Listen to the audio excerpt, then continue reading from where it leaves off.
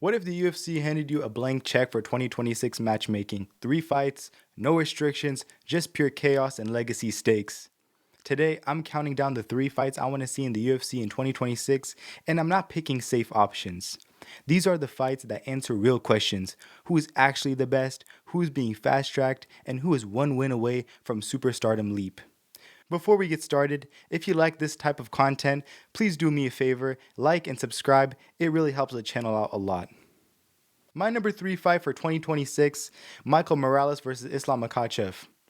Islam is now the welterweight champion after a 5-round unanimous decision win over Jack Della Maddalena. Morales, meanwhile, is unbeaten and made the massive statement by stopping Sean Brady at UFC 322, pushing himself into true contender status. And yes, he's been talking like he wants Islam and believes he can knock him out, which Islam has basically heard from everyone at this point. Now, is Morales already the most deserving next opponent? Ian Gary, Shavkat, Prates, and Usman are all legitimate contenders. But this list is about who I want to see. Morales has a 9-inch reach advantage over Islam. He's also taller, bigger, and brings real finishing instincts. Islam brings the most reliable championship skill set in MMA: layered wrestling, control, and composure. If Islam beats a surging, bigger, undefeated athlete like Morales, it adds a serious chapter to his legacy. And if Morales pulls it off, you've created a new superstar overnight. My number 2 fight for 2026, Ilia Topuria versus Arman Tsarukyan. Here's why this matchup is unavoidable. Topuria moved up and won the lightweight title by knocking out Charles Oliveira at UFC 317. And that title fight became available because Islam Makhachev vacated lightweight to move up to welterweight.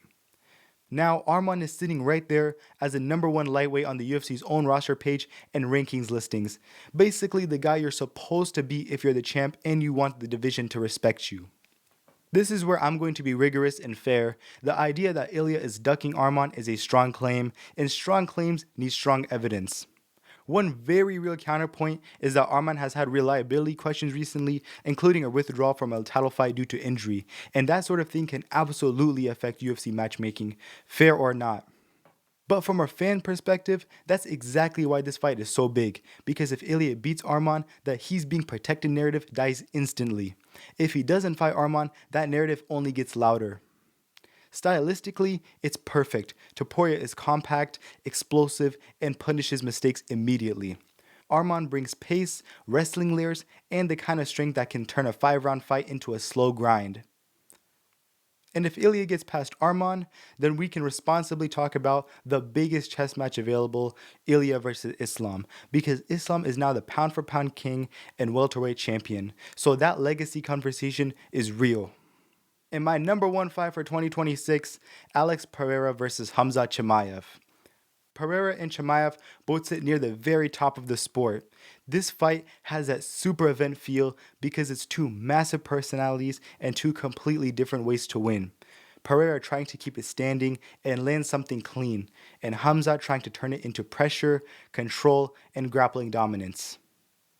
That dynamic is exactly why this matchup feels like a classic striker versus grappler collision at the highest level.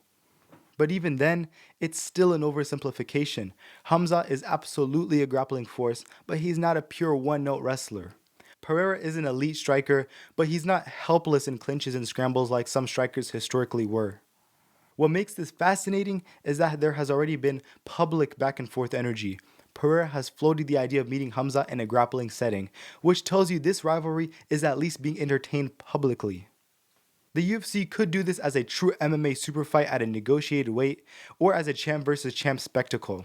Either way, it's striker versus pressure grappler at the highest possible level, and the margin for error is basically 0. So this is the list of fights that I want to see in 2026. Now I want to hear from you. Which fights do you want to see? Which ones did I get wrong in your opinion? Until next time, this is Clutch Finisher, and I'm out.